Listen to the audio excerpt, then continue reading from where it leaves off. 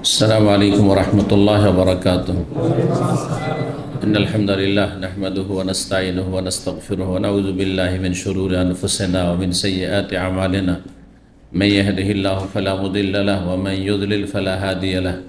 وأشهد أن لا إله إلا الله وحده لا شريك له وأشهد أن محمدا عبده ورسوله صلى الله تعالى عليه وعلى آله وصحبه وسلم تسليما كثيرا. أما بعد، فقد قال الإمام البخاري رحمه الله تعالى: كتاب فضائل المدينة، باب حرم المدينة.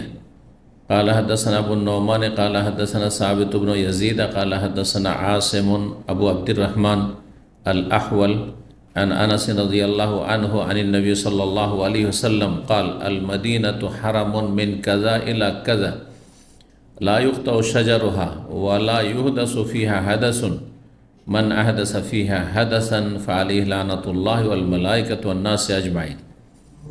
সম্মানিত ভাতৃমণ্ডলী, আল্লাহ রাব্বুল আলামিনের প্রশংসা এবং প্রিয় নবী সাল্লাল্লাহু আলাইহি সাল্লামের উপর সালাত ও সালামের পর আজ 27শে জিলকাদা 1445 হিজরি মোতাবেক 4 জুন 2024 আমাদের ধারাবাহিক আলোচনা সহিহুল বুখারীর ফাজাইলুল মদিনা, মদিনার ফজিলত সম্পর্কে।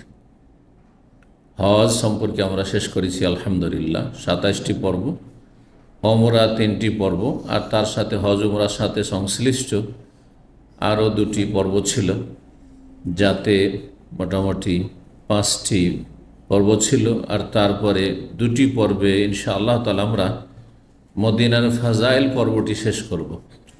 আগামী জুমাতে ইনশাআল্লাহ তাআলা মদিনার ফাজাইল সমাপ্ত করবে। এর মাধ্যমে আমাদের হজের ধারাবাহিক আলোচনা সহিহুল বুখারীর বা হজের যতগুলি পর্ব সব শেষ হয়ে যাবে ইনশাআল্লাহ। নতুন পর্বে ইনশাআল্লাহ তাআলা ঈদুল আজহার পরে আল্লাহ তৌফিক দিলে তখন আমরা শুরু করব। আল্লাহ তৌফিক দান করেন, আমিন। এবং যেসব ভাইয়েরা আসছেন, উপকৃত হচ্ছেন, এলেম শিখছেন, আল্লাহ তাদের দিন দুনিয়ায় বরকত দান করেন, আমিন। যারা পরোক্ষভাবে শিখছেন দিন এবং দিন শিখার পরে আমল করার চেষ্টা করেছেন, আল্লাহ তাদেরকে উত্তম প্রতিদান দান করুন, সবার দিন দুনিয়ায় বরকত দান করুন। তো শুরু করি। ইমাম বুখারী রাহিমাহুল্লাহ বলছেন, বিসমিল্লাহির রহমানির রহিম, কিতাবু ফাজাইলিল মদিনা। কোনো কোনো পর্বের পূর্বে বিসমিল্লাহ এসেছে। ইমাম বুখারী রাহিমাহুল্লাহ হয়তো বিসমিল্লাহ লিখেননি, অন্য কাতেব যিনি লিখেছেন পরবর্তীতে তিনি লিখেছেন। এজন্য দেখা যায় যে কোনো নস্খাতে বিভিন্ন পাণ্ডুলিপি থেকে তো এগুলো ছাপানো হয়েছে, তো কোনোটাতে বিসমিল্লাহ আছে, কোনোটাতে নাই। তার মানে এটা হয়তো পরবর্তীকালে যখন অন্য কেউ লিখেছে, নাসাখ যাকে বলা হয়, যারা কপি করেছে তারা লিখেছে, অথবা তার ছাত্ররা, তার ছাত্ররা যখন তারা কপি করেছেন তারা লিখেছেন। কিতাব ফাদাইলিল মদিনা, মদিনার ফজিলত সমূহ সম্পর্কে, মহত্ব সম্পর্কে এই পর্ব। কিতাব, একটি কিতাবের ভিতরে আবার কিতাব মানে বেশ কিছু আবওয়াব, অধ্যায় রয়েছে একটি কিতাবে। যে সহিহুল বুখারী একটি কিতাব মানে পুস্তক, তাই না? কিতাব মানে গ্রন্থ, পুস্তক। আর তার ভিতরে বিভিন্ন কিতাব, এক একটি বড় হেডলাইন বিষয়বস্তু যখন আলোচনা শুরু করেছেন কিতাব, যেমন কিতাবুত তাহারা, কিতাবুস সালাহ, কিতাবুজ যাকাত, কিতাবুস সিয়াম, কিতাবুল হজ। এইখানেও মদিনার ফজিলত সম্পর্কে এই পর্ব। তো এখানে কিতাব মানে এখানে তখন পুস্তক আর হবে না, কি হবে? পর্ব। এমন একটি পর্ব যাতে বেশ কিছু অধ্যায় রয়েছে, বেশ কিছু অধ্যায় রয়েছে। 1 নম্বর অধ্যায় বলছেন বাবু হারামিল মদিনা। এই অধ্যায় হচ্ছে মদিনার হারাম সম্পর্কে। মদিনার বিশেষ নির্দিষ্ট এলাকা রয়েছে বা সুনির্ধারিত এলাকা রয়েছে, উত্তর পশ্চিম না উত্তর দক্ষিণ পূর্ব পশ্চিম সীমানা নির্ধারণ করেছেন রাসূলুল্লাহ সাল্লাল্লাহু আলাইহি সাল্লাম, যে এলাকাটিকে ওই রকমই হারাম বলা হয় যেমন মক্কার চারিদিকে কি রয়েছে, হারামের সীমানা রয়েছে। জি, মদিনার হারাম সম্মানিত, রাসূলুল্লাহ সাল্লাল্লাহু আলাইহি সাল্লাম হারাম বলে ঘোষণা করেছেন।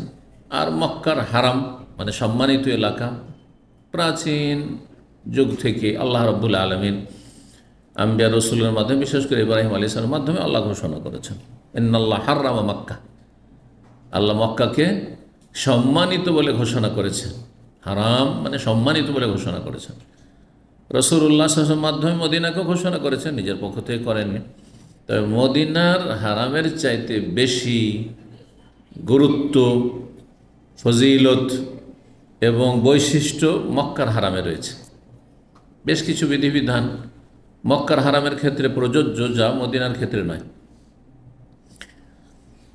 যাই হোক, এসব তফসিল বা বিস্তারিত আলোচনায় গেলে হাদিস আমরা পিছিয়ে যাব, যার ফলে আর এতটাই যথেষ্ট। তবে অধিকাংশ বিষয়গুলিতে মদিনার হারামও ঠিক মক্কার হারামের মতো। যেমন গাছ কাটা যাবে না, মক্কার হারামেও গাছ কাটা যাবে না, শিকারি তাড়ানো যাবে না, শিকারি পশু পাখি, ঠিক ওইরকম মদিনাতেও। এটা হচ্ছে অধিকাংশ আইম্মায়ে কেরামদের মত, অধিকাংশ আইম্মায়ে কেরামদের মত। কিন্তু আবু হানিফা বা হানাফি মযহাবে তারা বলছেন যে মদিনার হারামে গাছ কাটা যাবে। মদিনার হারামকে তারা মক্কার হারামের মতো এসব ক্ষেত্রে বলছেন না। মানে হারাম মানে সম্মানিত, কিন্তু তাদের কাছে এসব বিধিনিষেধ নেই। কিন্তু সঠিক মত যা হাদিস দ্বারা প্রমাণিত, সামনে হাদিস আসছে, দেখেন এই হাদিসগুলি স্পষ্ট প্রমাণ করে।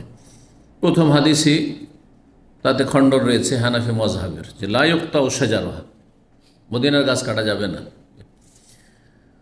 তো হানাফি মযহাবের অনেক মাসাইল দুর্বল হাদিস নির্ভরশীল, যার ফলে সহিহ সহিহ হাদিসের বিপরীত হয়ে গেছে।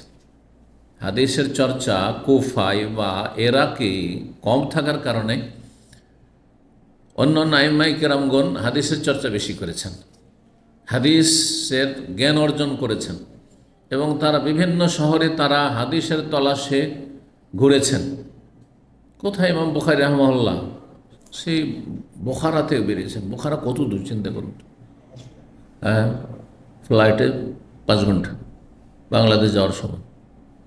সেখান থেকে পায়ে হাঁটার যুগে, উটের পিঠের যুগে এসেছেন প্রতিটি ইসলামী শহরে, বাগদাদ, বাসরা, কুফা, দামেস্ক, মেসর, আর তারপরে মক্কা, মদিনা, আর তারপরে এমনকি এমন পর্যন্ত, তারপরে এমনের পরে ভারত মহাসাগর, আর ওইদিকে আর জমিনি স্থল নেই। তাহলে কত সফর করেছেন হাদিসের তলাশে? দীর্ঘ 16 বছর এই সহিহ বুখারী সংকলন করেছেন, মানে লিখেছেন 16 বছর। আমরা ভাবছি যে 1-2 বছরই শেষ করে দেবো, বা দাওরায়ে হাদিসে 1 বছরই কালা কালা করে শেষ করে দিলেন, তো কি আর হক আদায় করবেন? যে কিতাবটি লিখতে 16 বছর লাগলো, আর পড়ে ফেলে দিবেন 1-2 বছরে নাকি? হ্যাঁ, আর বুঝে ফেলে দিবেন না। তো মদিনার হারাম বলছিলাম যে অন্যান্য মুহাদ্দিসিনে কেরাম, এমনকি 4 ইমামের আরও যে 3 ইমাম শাফি, তার হাদিসের চর্চা আছে। ইমাম মালিক তো মদিনার মুহাদ্দিস, তিনি, তার হাদিসে কিতাব মুওয়াত্তা মালিক রয়েছে। আর মদিনার ইমাম তিনি, তো মদিনায় অধিকাংশ সাহাবায়ে কেরামদের বসবাস, তাদের কাছ থেকে হাদিস পেয়েছেন, সাহাবায়ে কেরাম তাবেঈন থেকে। তারপরে ইমাম আহমদ বিন হাম্বল সবার পরে আসার কারণে, আর বাগদাদের মতো রাজধানী সমস্ত, তখন হ্যাঁ ইলমের প্রাণকেন্দ্র ছিল বাগদাদ, সুতরাং আর তিনি তারপরেও সমস্ত মুসলিম অঞ্চলগুলি সফর করেছেন। তিনি ইয়ামান পর্যন্ত সফর করেছেন। ইয়ামানের মুহাদ্দিসের কাছে ইমাম বুখারী যেমন ইলম শিখেছেন, ইমাম আহমদ বিন হাম্বল ইলম শিখেছেন। কত কষ্ট করেছেন তাহলে চিন্তা করুন। তো যার ফলে সহিহ সহিহ হাদিসের বিপরীত মাসলা মাসাইল রয়েছে হানাফি মাযহাবে অনেক ক্ষেত্রে। রফাইদান বলেন, আর আমিন জোরে বলেন, আর বুকে আর নাভির নিচে হাত বাঁধা বলেন, এইসব বিষয় সব দেখছেন দলিল জয়ীফ। সহিহ হাদিস বাদ দিয়ে জয়ীফ হাদিসের উপর নির্ভরশীল ফতোয়া। ঠিক ওই রকমই এইসব মাসাইলগুলিতে।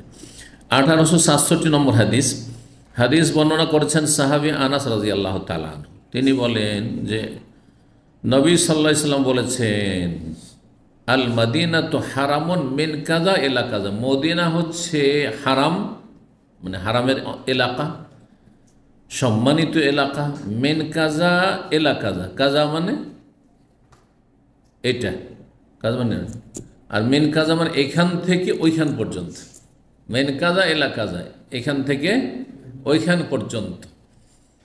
তো অন্য হাদিসে এখান থেকে ওইখান পর্যন্ত যদি বলেন তাহলে তো অস্পষ্ট থেকে গেল, কোনখান থেকে কোনখান। আমি দাম্মাম এখান থেকে ওইখান পর্যন্ত আমি ঘুরে এসেছি, তো বুঝতে পারবে না। তাহলে এটা স্পষ্ট হইতে হবে। অন্য হাদিস, একটি হাদিস আর একটি হাদিসের ব্যাখ্যা করে, অন্য হাদিসে সেই জায়গাগুলো নির্ধারিত রয়েছে। মা বাইনা আয়ের এলা সর, আয়েরও রয়েছে আর আয়ের একটি পাহাড়, বিশাল পাহাড় মদিনায় রয়েছে। মদিনার দক্ষিণ দিকে, মদিনাতে যখন বেরিয়ে যাবেন জুলহুলাইফা মসজিদে মিকাত, মসজিদ মিকাতের বাম হাতের দিকে নজর দিলে দেখেন বিশাল পাহাড় আছে একটি, ওই পাহাড়টির নাম হচ্ছে আয়ের আর আয়ের। আর সৌর পাহাড়, সৌর মানে ষাঁড়, বলদ, ষাঁড়কে কি বলা হয়? সৌর বলা হয়। জি। তো ষাঁড় দেখতে কেমন থাকে? ষাঁড়ের চূড়া উঁচা থাকে, এমনি গরুর চাইতে ষাঁড়ের উঁচা, এই চূড়াটা কি থাকে? উঁচা থাকে। তো এই পাহাড়টি একটি ছোট্ট পাহাড়, ছোট্ট পাহাড়। আর ওহদ পাহাড় তো দেখেছেন, তাই না? ওহদের ময়দান তো গেছেন, সুতরাং ওহদ পাহাড়ে দেখছেন। ওহদ পাহাড়ের পেছন দিকে আছে, ওহদ পাহাড় থেকে উত্তর দিকে একটি পাহাড় আছে। যেহেতু একেবারে ছোট পাহাড়, মানে উঠতে আপনাকে 2-3 মিনিট লাগবে না, 5 মিনিট লাগবে না। একবার আমাদেরকে নিয়ে যাওয়া হয়েছে এইসব এলাকা দেখানোর জন্য, যাতে করে আমরা বুঝতে পারি, যেহেতু আমরা ছাত্র, লেখাপড়া করছি, হাদিস পড়ছি, সিরাত নবী জীবনী পড়ছি বা পড়াবো, সুতরাং স্বচক্ষে না দেখলে, প্রত্যক্ষ না করলে ওইভাবে আমরা জানতে পারবো না, বুঝাইতে পারবো না। আর আল্লাহ মদিনায় থাকার সুযোগ দেওয়াতে আর মদিনায় পড়ার সুযোগ, এই সুযোগগুলো পেয়েছি। তো আমাদেরকে মদিনা ইউনিভার্সিটি থেকে বাসে করে নিয়ে যাওয়া হয়েছিল সমস্ত ছাত্রদেরকে, আর তারপরে মানে হাদিস বিভাগের, আর তারপরে নিয়ে গিয়ে দেখানো হয়েছে। নতুন যারা আসে তাদেরকে এইরকম নিয়ে যাওয়া হয় কমপক্ষে একবার করে। তো পাহাড়টি ঠিক একটা ষাঁড়ের মতো আছে, মানে ষাঁড়ের আকারটা যেমন থাকে, সামনের দিকে চূড়া একটু উঁচা আছে, তারপরে আবার মাথা বা ঘাড় যেমন থাকে একটু নিচে, ঠিক ওই রকম নিচে আছে, নিচে ঘাড়টার তারপরে আবার মাথা একটু উঁচা থাকে, পেছন দিক ওই রকমই আস্তে আস্তে একটু নিচে হচ্ছে। ঠিক দেখে মনে হবে যে একটা যেন ষাঁড়, যেন গরু। এই ছোট্ট পাহাড় অনেকের কাছে অস্পষ্ট, ক্লিয়ার না, যার ফলে তারা অস্বীকার করেছে। আর অস্বীকার করার কারণ হচ্ছে যে সৌর নামক পাহাড়, যেটি সবচেয়ে প্রসিদ্ধ আর বিশাল পাহাড়, সেটি মক্কায়, যেখানে সৌর পাহাড়ের গুহায় নবী সাল্লাল্লাহু আলাইহি ওয়াসাল্লাম হিজরতের সময় আশুরায় নিয়েছিলেন। এটা সবাই জানে, তাই না? গারে সৌর পাহাড়ের গুহায়। তো সৌর পাহাড় মক্কায়, তো তখন কেউ কেউ কী করেছে, না জানার কারণে অস্বীকার করে দিচ্ছে এই হাদিসটিকে, মদিনার সৌরকে। বলছেন না, মদিনায় সৌর নেই, বর্ণনাকারী ভুলে গেছে, কোথায় মক্কার পাহাড়কে নিয়ে এসে মদিনা লাগিয়ে দিয়েছে, এভাবে অস্বীকার করেছে। কিন্তু যারা অস্বীকার করেছে তারাও হাদিস চর্চা করেছে কিছু, কিন্তু মানুষ মাত্র ভুল হতে পারে, ভুল করেছে, সেই জন্য তাদের মন্তব্য ভুল। বা যারা ঐতিহাসিক বা যারা নবীর জীবনী নিয়ে আলোচনা করেছে আর এরকম মন্তব্য করেছে, তারা ভুল করেছে। বরং সঠিক কথা হচ্ছে যে মক্কার সৌর পাহাড় সবচেয়ে প্রসিদ্ধ আর বিশাল পর্বত, আর মদিনার সৌর পাহাড়ি ছোট্ট একটি পাহাড়। যেমন আপনারা যখন ওহদে গেছেন তো রোমাত পাহাড় দেখেছেন, রোমাত পাহাড়, যারা 50 জনকে নিযুক্ত করা হয়েছিল, একটি ছোট্ট পাহাড় আছে না? হ্যাঁ হ্যাঁ হ্যাঁ। তো আর তাদেরকে বলা হয়েছিল তোমরা নামবে না, কিন্তু তারা নেমে গেছিল। যখন দেখলো যে বিজয় হয়েই গেছে আর কাফেররা তো সব পলাতক, তারা নেমে যায়। এই যে নাফরমানি করলো, আল্লাহর পক্ষ থেকে কী হয়ে গেল, ব্যাপার সব উল্টো হয়ে গেল। একটি নবী সাল্লাল্লাহু আলাইহি ওয়াসাল্লামের বিরুদ্ধাচরণের কারণে জিতা যুদ্ধ হারের মতো অবস্থা হয়ে গেল। শেষ পর্যন্ত ক্ষতিগ্রস্ত হয়ে, যদিও হেরে যাননি মুসলিমগণ বা সাহাবায়ে কেরাম রাদিয়াল্লাহু তাআলা, নবী সাল্লাল্লাহু আলাইহি ওয়াসাল্লামের সাথে কিন্তু ক্ষতিগ্রস্ত হয়েছে। জি। তো যাই হোক, সৌর পাহাড় তাহলে মদিনা তো আছে, যে ছোট্ট পাহাড় যেটি বললাম, আর ওহদ পাহাড়ের পেছন দিকে আছে। তো মদিনা হচ্ছে হারাম, এখান থেকে ওখান পর্যন্ত, মানে আয়ের পাহাড় থেকে দক্ষিণ দিকে আর উত্তর দিকে সৌর পাহাড় পর্যন্ত। তাহলে উত্তর দক্ষিণের সীমানা নির্ধারণ হয়ে গেল এই হাদিস দ্বারা। আর পূর্ব পশ্চিমের সীমানা, এর জন্য আর একটি হাদিস আসছে ওইটি। তাহলে যখন এই এলাকা হচ্ছে সম্মানিত হারাম, লা ইউক্তা ও শাজারুহা, সুতরাং বর্ণনা করছে আনাস রাদিয়াল্লাহু, নবী সাল্লাল্লাহু আলাইহি ওয়াসাল্লামের কথা, এটি আনাসের কথা নয়, যে সেখানকার গাছ কাটা যাবে না, তবে মক্কার গাছ সম্পর্কে যেমন বলেছি, নিজে যদি চাষাবাদ করেন, নিজে চাষ করেছেন, নিজে কাটেন ফসল, অসুবিধা নেই। যদি এমনিতে যেগুলো জন্মে যাচ্ছে সেগুলো কাটতে পারবেন না। ওয়ালা ইউহদাসু ফি হাদাসুন, আর সেখানে কোনো রকমের বেদাতি কর্মকাণ্ড বা কোনো পাপে জড়ানো যাবে না। পাপ তো সব জায়গায় পাপ, বেদাত সব জায়গায় বেদাত। হ্যাঁ, আর অন্যায় করা, খুন করা, জেনা ব্যভিচার করা, যে কোনো গুনাহ করা সব জায়গায় গুনাহ, কিন্তু মদিনায় যদি করে তো আরো মারাত্মক গুনাহ। যেমন একটা ছোট্ট উদাহরণ দিতে তাহলে বুঝবেন। যেহেতু অনেকেই বিড়ি সিগারেটকে কি বলছে, মকরু বলছে, তাই না, যদিও হারাম। আচ্ছা, এই মকরু কাজটি বাইরে অহরহ করছে, মসজিদে করতে পারবে? হ্যাঁ, যে সিগারেটের গোলাম হয়ে গেছে, বিড়ির গোলাম হয়ে গেছে, বিড়ি সিগারেট না খেলেও মরে যাবে, মরে যাবে। তাকেও যদি বললেন যে তো মসজিদে একটা বিড়ি সিগারেট খেতে হবে, পারবে? বেনামাজিও পারবে না, ঠিক না? একমাত্র যদি মুনাফিক হয়, এত কাফের হয়, আল্লাহর দুশমন, আল্লাহর দিনের দুশমন, অনেক অমুসলিম ভয় পায়। জি, মসজিদ দূরের কথা, রোজাদারের সামনে অমুসলিম বিড়ি খায় না, কারণ মনে করে যে বিড়ির ধোঁয়া যদি রোজাদারকে লাগে তাহলে রোজা নষ্ট হয়ে যাবে, আমি ক্ষতি করে দিলাম, তো পাপে আমি জ্বলে ভস্ম হয়ে যাব। জি, হিন্দুদের এরকম ধারণা আছে অনেকের। আমার সামনে ট্রেনে সফর করেছি, রোজার দিন, ছাত্র জীবন ছিল, আর তারপর একজন সিগারেট ধরিয়ে দিয়েছে। আমি তো কিছু বলিনি, বলবো বাকি, সফরে আছি, সতর্কতা অবলম্বন ভালো, নীরব থাকা ভালো, কারোর সাথে বেশি কথা না বলে, কথা বললে ঝামেলা হইতে পারে। লাকুম দীনুকুম ওয়ালিয়া দিন, তোমাদের কর্ম তোমরা করছো, আমার কিছুই হবে না। তো তারপরে তার অনুভূতি হয়েছে, ও রমজান মাস তো আপনাদের, সরি সরি সরি, আর কি যে আমার কাছে মানে অনুরোধ করা আর ক্ষমা চাওয়া শুরু করেছে। কোনো অসুবিধা নেই, আমি আর মাসলা বললাম না, কাফেরকে মাসলা বলে রাখি, ওই মাসলে ভুল মাসলাই যায় না থাকুক, অসুবিধা নেই, ঠিক না? যাতে সম্মান করে, রোজাদারের সম্মান করে, ভালো মানুষের সম্মান করে। তো মদিনায় কেউ যদি হাদাস মানে বেদাত হয়, শুধু বেদাত দিয়ে যারা অনুবাদ করেছে অর্ধেক অর্থ করেছে। হাদাস মানে যে কোনো পাপও হয়, হাদাস মানে উজু নষ্ট হওয়া হয়, হ্যাঁ না? হাদাস কাকে বলে? বায়ু নির্গত হওয়া, যে কোনো উজু ভঙ্গের কারণকে হাদাস বলা হয়েছে। বায়ু নির্গত হওয়া হচ্ছে মুখ্য কারণ, সেই জন্য। কিন্তু শুধু বায়ু নির্গত হলে হাদাস হলো না, যে কোনো হাদাস, মোহদাস মানে কি, যার উজু নেই। হাদাসা আসগার, হাদাসা আকবার, হ্যাঁ, মানে বড় নাপাকি নয়, ছোট নাপাকি। যদি এখানে সেই অর্থ নাই, তাহলে হাদাসের অর্থ ব্যাপক। হাদাস মানে নতুন কিছু হওয়া, যা ছিল না, অস্বাভাবিক কিছু হওয়া। একটা হচ্ছে একজন মুসলিম সুন্নাহর অনুসারী, বেদাতি হবে না। বেদাতি হলো নতুন কাজ করলো ধর্মের নামে, এই জন্য করলো মুহদাসাতিন বিদআহ, হাদাস থেকে মুহদাসা। তো ওইখান থেকে অনুবাদকরা সীমিত অর্থ করে ফেলেছে, বেদাতের অর্থ করেছে না। আর হাদাস মানে গোনাহ হয়। সুতরাং কেউ যদি মদিনাতে গোনাহ করে, চুরি করে, দাম্মামের চুরি করে একজন, আর একজন মদিনায় চুরি করে, দাম্মামের চোরের অপরাধ মদিনার চোরের চাইতে হালকা। কেউ কারো বাড়ির ধরেন ঘড়ি চুরি করলো, আর কেউ মসজিদের ঘড়ি চুরি করলো, একই জিনিস, কিন্তু কে বেশি অপরাধী? মসজিদের আল্লাহর ঘরে, ঠিক ওই রকমই। তো ওয়ালা ইউহদাসু ফি হাদাসুন, মদিনায় কোনো বিদাত বা পাপ করা যাবে না, দুটোই অর্থ করতে হবে। মান আহাদাসা ফি হাদাসান, কেউ যদি সেখানে কোনো বিদাত বা পাপ করে, মানে খুন করা, জেনা করা, হ্যাঁ, মদ খাওয়া, হ্যাঁ, জুয়া খেলা, সব এগুলো হাদাস, সব পাপ। একজন মুসলিম, একজন স্বাভাবিক মুসলিম, সে কাবিরা গুনাহ মুক্ত থাকবে, এটা হচ্ছে আসল।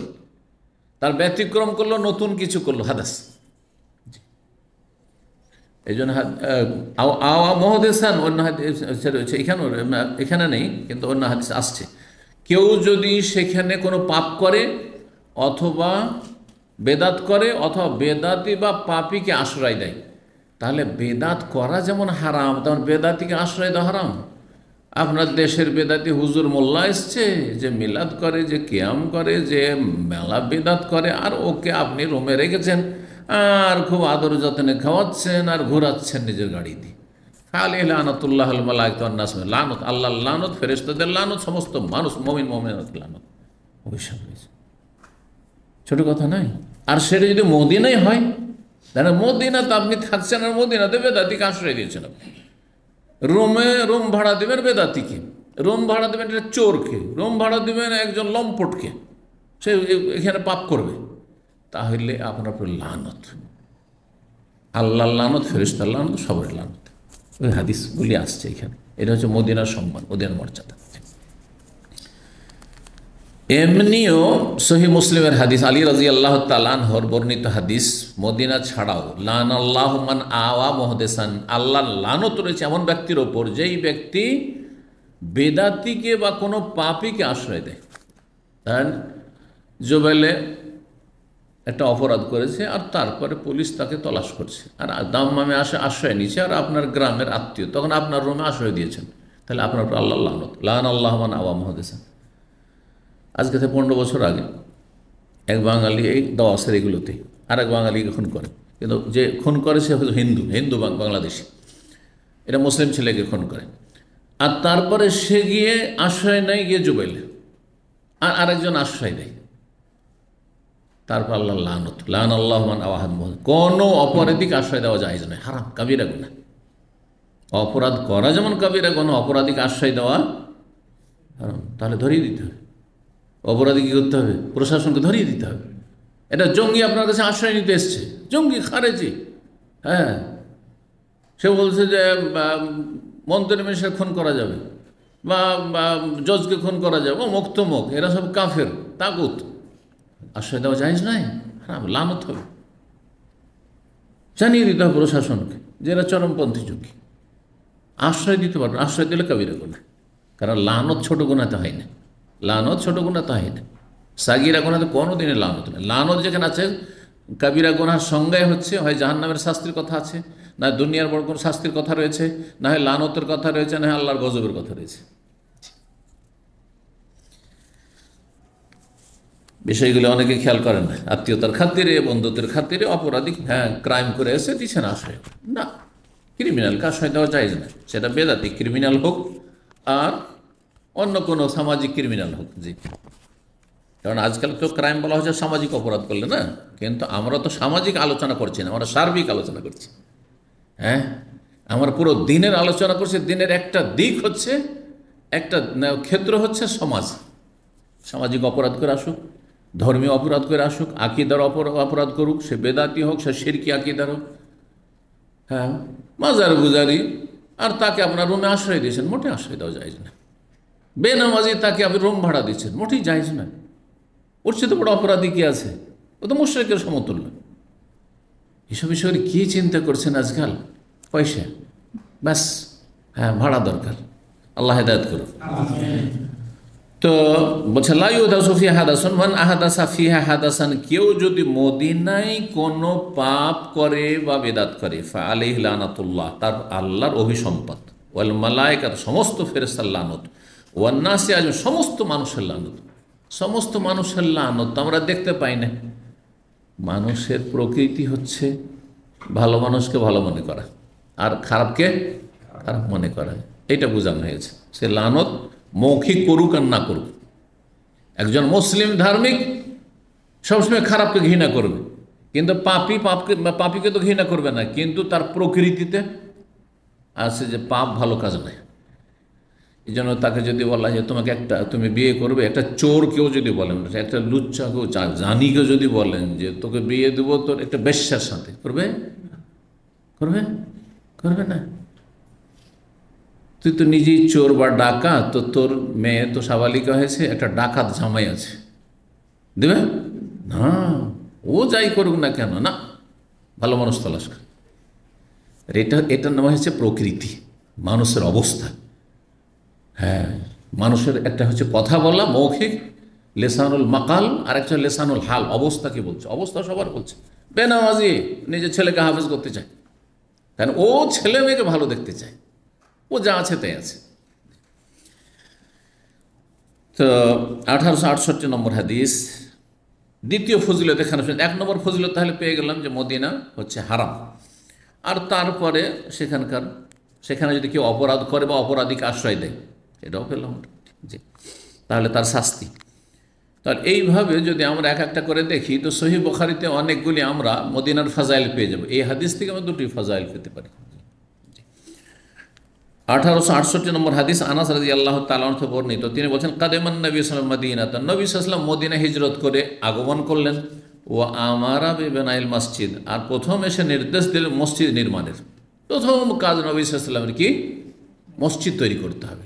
তাহলে একজন মুসলিম কোথাও যদি যায়, নতুন বাড়ি তৈরি করছেন মাঠে গিয়ে, হ্যাঁ, যেখানে আর জনবস্তি নেই, কোনো মসজিদ নেই, নতুন আপনার মহল্লা বা গ্রাম তৈরি হচ্ছে, তাহলে প্রথম চিন্তা করতে হবে মসজিদ নিয়ে। আমি তো বাড়ি করলাম, তো মসজিদে কোথায় করবো? দু চারজন বাড়ি করলেই চিন্তা করতে হবে যে একটা মসজিদ তৈরি করতে হবে আমাদেরকে। এটা হচ্ছে নবী সাল্লাল্লাহু আলাইহি ওয়াসাল্লামের আদর্শ, প্রথম কাজ করেছেন। মসজিদ নির্মাণের নির্দেশ দিলেন। ফাকাল, আর বললেন মসজিদের জায়গা লাগবে। বলে, ইয়া বানি নাজ্জার, হে নাজ্জার গোত্রের লোকেরা। বানু নাজ্জার নবী সাল্লাল্লাহু আলাইহি ওয়াসাল্লামের নিকট আত্মীয়, আব্বার মামা বংশ, আর বাপের মামা বংশকে আরবরা নিজের মামা বংশ। এই জন্য কোনো কোনো জায়গায় আছে নবীর জীবনীতে, নবী সাল্লাল্লাহু আলাইহি ওয়াসাল্লাম মামাদের বাড়ি বেড়াতে গেছিলেন মায়ের সাথে, তারপর মা ওখান থেকে আসছিল আর মারা গেছেন। তার সরাসরি মা নয় কিন্তু, হ্যাঁ জি, তার আব্বার মামাদের বাড়ি। এটা হচ্ছে আরবি পরিভাষা।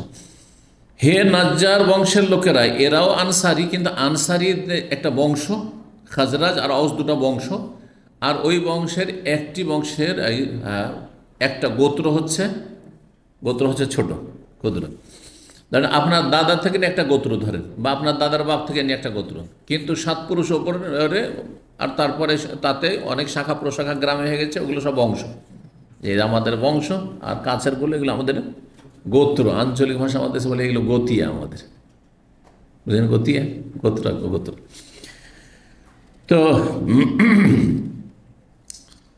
নবী সাল্লাল্লাহু আলাইহি ওয়াসাল্লাম বললেন তাদেরকে, হে নাজ্জার গোত্রের লোকেরা, সামেনুনি, অন্য রিওয়ায়াতে সামেনুনি হায়াতাকুম, তোমাদের যে বাগানটি আছে সেটা আসলে বাগান ছিল, আর পুরনো খেজুর গাছ কিছু ছিল। তোমাদের বাগানটি আমাকে কি করো, পয়সার বিনিময়ে, সামান মানে মূল্য, হ্যাঁ, সামান মানে মূল্য, মানে সামেনুনি, পয়সার বিনিময়ে, মূল্যের বিনিময়ে দিয়ে দাও, মানে আমার কাছে বিক্রি করে দাও, আমার কাছে বিক্রি করে দাও। নবী সাল্লাল্লাহু আলাইহি ওয়াসাল্লাম দান চাননি। আর আজকালকার আলেম ওলামারা সহি আকিদা হোক আর ভ্রান্ত আকিদার প্রথম, হ্যাঁ, আপনার জায়গা দান করে দেন, হ্যাঁ, আপনার এই বিল্ডিংটা দান করে দেন, আপনার এই দান করে দেন, এই মসজিদে দান করেন, তো মাদ্রাসায় দান করেন কেন? পয়সা দেখে নেন। নবী সাল্লাল্লাহু আলাইহি ওয়াসাল্লাম সুন্নাত এটি। এত মুখাপেক্ষি হইয়েন না মানুষের। মসজিদ তৈরি করবেন, নামাজ পড়ে আপনারা দান কেন আগে চাইবেন? দান সে নিজে করবে, স্বতঃস্ফূর্তভাবে। অনেক সময় চাপের মুখে ফেলে দান, এমন লোককে নিয়ে যাব তার কাছে, তার কথা এড়াতে পারবেন না করতে পারবেন, এভাবে দান, এটা তরিকা না দানের। অথবা এমন তার প্রশংসা করব যে এমন ফুলা ফুলবে যে খুশিতে দান করে দিবে, এগুলো তরিকা না, ইসলামী তরিকা না। সামেনুনি হায়াতাকুম, তোমাদের বাগানটা আমার কাছে বিক্রি করে দাও। ফাকালু, তারা বলল, লা নাতলুবু সামানা ইল্লা ইলাল্লাহ, তার মূল্য আমরা চাই না, একমাত্র আল্লাহর কাছে চাই, আমরা বিক্রি করব না, আল্লাহর রাস্তায় দেবো। এইটা ঠিক আছে, আমরা মসজিদ করব, আপনি জায়গাটা বিক্রি করে দেন, এই জায়গাটি আমাদের পছন্দ হয়েছে, যদি পারে সে দেবে ফ্রি, আর না হলে পয়সা নিবে।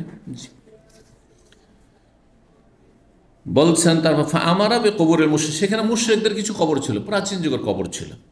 সেই মুশরিকদের, কাফেরদের কবরগুলি সম্পর্কে নির্দেশ দিলেন, ফান্নবের সাথে সেগুলিকে উঠিয়ে ফেলে দেওয়া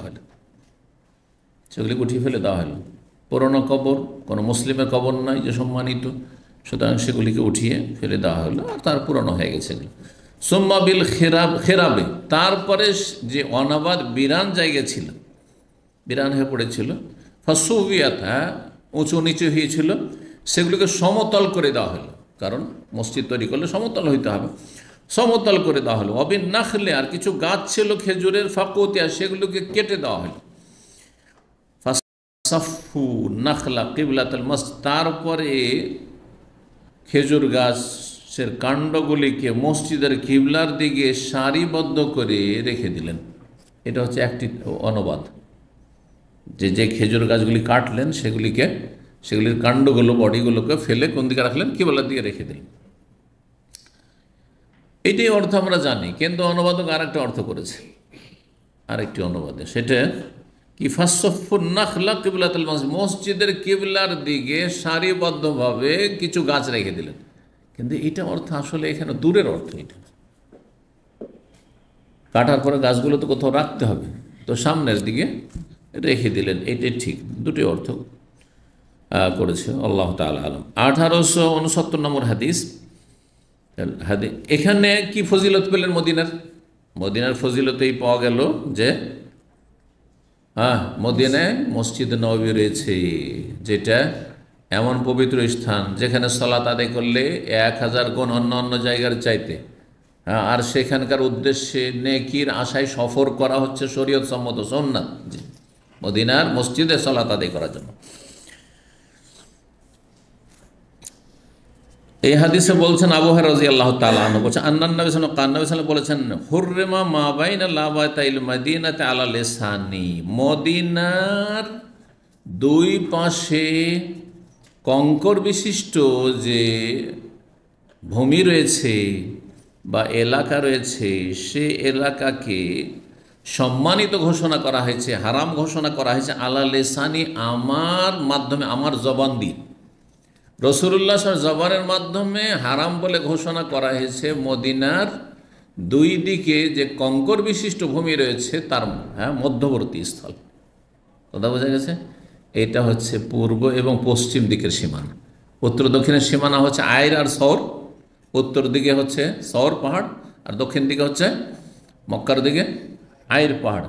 আর পূর্ব পশ্চিমে লাবাতাইল মদিনা, মদিনার দুই পাশে কঙ্কর বিশিষ্ট এলাকা, যেখানকার মাটিগুলো কালো কঙ্কর, কুচি কালো কঙ্কর বিশিষ্ট, মাটি নেই। দেখবেন মদিনায় এই দুটো এলাকা গেলে যে কালো কালো হয়ে আছে, কালো কালো আর কুচি পাথর। যদি এখন অবস্থার অনেক পরিবর্তন হয়েছে, অনেক পরিবর্তন হয়েছে, কারণ অনেক কাজ হয়েছে, অনেক যুগ চলে গেছে, আসল অবস্থায় নেই। কত বাড়িঘর তৈরি হয়েছে, আবার ভাঙা হয়েছে। তারপরে এই দুটো এলাকা কি বলা হয়? আরবিতে হাররা বলা হয়। হাররা মানে হচ্ছে কুচি পাথর বিশিষ্ট, যেমন লাবাতন প্রতিশব্দ হচ্ছে হাররাতন। হাররা পূর্ব দিকে আছে, হাররা পশ্চিম দিকে আছে। পূর্ব দিকে যেটা হাররা আছে বাকির পরে, এই যে বাকির কবরস্থান আছে না, ডান হাতে বাকির কবরস্থান রাখেন, আর তারপরে ওই যে রোডটা কিং আবদুল্লাহ রোড, এদিকে কিন্তু একসময় এই দামামের বাসগুলো থামতো, ওই জন্য অনেকে হয়তো জানবেন। তার বাম হাতে যে মহল্লা সামনে এগিয়ে চলে যাবেন আপনি 2 কিলোমিটার 2.5 কিলোমিটার পর্যন্ত, পুরোটা হচ্ছে হাররা শারকিয়া, পূর্ব দিক। এটি পূর্ব দিক। মসজিদ নববীতে আপনি কিবলামুখী হয়ে দাঁড়ালে বাম হাত হচ্ছে পূর্ব দিক, হাররা শারকিয়া, আর ডান হাত হচ্ছে বাবুস সালামের দিকে, যে 1 নম্বর গেট, ওই দিক হচ্ছে হাররা গারবিয়া, পশ্চিম দিক, যেদিকে 5-6 কিলোমিটার যাওয়ার পর মদিনা ইউনিভার্সিটি রয়েছে, কিবলাতান রয়েছে। জি, তো এই দুই দিকে কুচি কালো পাথর বিশিষ্ট এলাকা রয়েছে, এর মাঝের জায়গাগুলি হচ্ছে হারাম।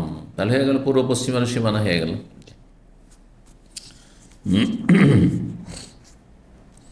তারপর বলছেন ওয়াতান নবী সাল্লাল্লাহু আলাইহি ওয়াসাল্লাম বানি হারাসা, একবার নবী সাল্লাল্লাহু আলাইহি ওয়াসাল্লাম বানু হারেসার মহল্লাতে আসলেন। বানু হারেসা বংশ হাররা শারকিয়াতে বাস করত। হাররা শারকিয়া আমি খুব বেশি চিনি। হাররা শারকিয়াও পায়ে হেঁটে গেছি, হাররা গারবিয়াও হেঁটে গেছি। হাররা গারবিয়াতে কিছু ব্যাচেলর মানুষ থাকতো, তো তাদের সাথে পরিচয় ছিল, তো মাঝে মধ্যে হেঁটে ওদের বাসা চলে যেতাম, 1.5-2 কিলোমিটার হেঁটে। আর এদিকে হাররা শারকিয়াতে একজন বড় শেখ ছিলেন, যিনি বাঙালিদের মধ্যে প্রথম মদিনা ইউনিভার্সিটিতে পড়াশোনা করেছেন। 3 জনের একজন তিনি শেখ মোহাম্মদ নসরুল্লাহ সদাগর। বাংলাদেশ সদাগর তো একটা বংশের নাম না, তাই না? সদাগর রাহিমাহুল্লাহ তাআলা। তো তিনি খুবই ভালোবাসতেন আমাকে, আর উনি রাখতেন মাঝে মাঝে ওনার বাড়িতে, চলে যেতাম মাঝে মাঝে ওনার বাড়িতে।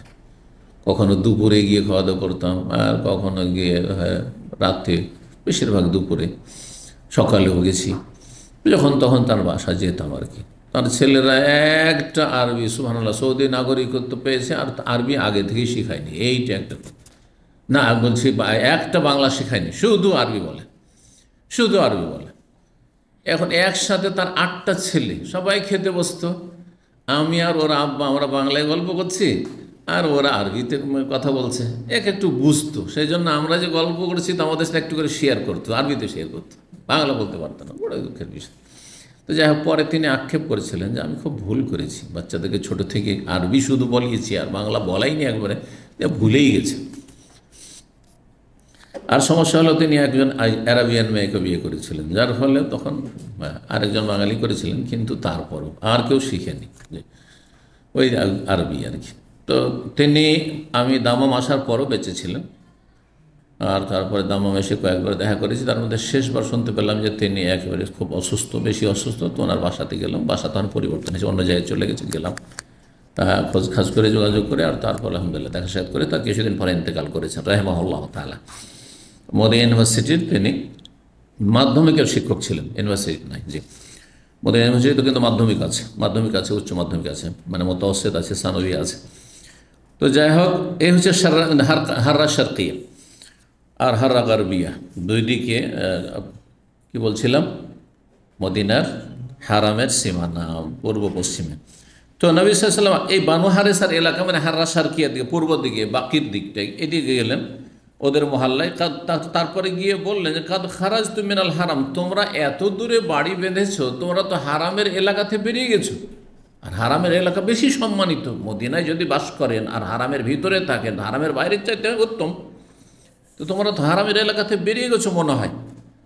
তারপরে তিনি একটু সন্দিহান হলেন যে দেখি তো একটু আসলে কি হারামের ভিতরে ওদের মহল্লা না বেরিয়ে আছে। সোম্মাল তাফাতা, তারপরে একটু দেখলেন ভালো করে, আর তারপরে বললেন বাল আনতুম ফি, বরং তোমরা হারামের ভিতরে অবস্থান করছো, হারামের ভিতরে তোমাদের বাড়িঘর বেঁধেছো, ভালোই করেছো।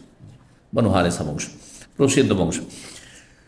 1870 নম্বর হাদিস বর্ণনা করছেন আলী রাদিয়াল্লাহু তাআলা আনহু। তিনি বলছেন মা ইনদানা শাইউন ইল্লা কিতাবুল্লাহ, আমাদের কাছে বিশেষ কোনো কিছু নেই যে অন্যদের কাছে, অন্য সাহাবীর কাছে নেই, আর আমাদেরকে বিশেষভাবে নবী সাল্লাল্লাহু আলাইহি ওয়াসাল্লাম দিয়েছেন আর কেউ জানেন না, সেই এলেম শুধু আমাদের কাছে। এই হাদিস রাফেজি, শিয়া, ইসলামের দুশমনদের খণ্ডন করে। তারা বলছে আলী রাদিয়াল্লাহু তাআলার কাছে, তাদের কিছু ফিরকা আছে বলছে আলী রাদিয়াল্লাহু তাআলার কাছে 10 পারা কোরআন আছে। আসলে মোট কোরআন 40 পারা, 30 পারা তো আম পাবলিকের কাছে আছে, কিন্তু 10 পারা শুধু আলে বাইত আলীর কাছে, আলীর কাছ থেকে পরম্পরা তার বংশে আছে। আমাদের কাছে কিছুই নেই। এই ইসলামের দুশমনদের কথা, মুনাফিকদের কথা বিশ্বাস, সাবাইদের কথা বিশ্বাস করবেন না স্বয়ং আলী রাদিয়াল্লাহু তাআলার কথা? কিছুই নেই আমাদের কাছে।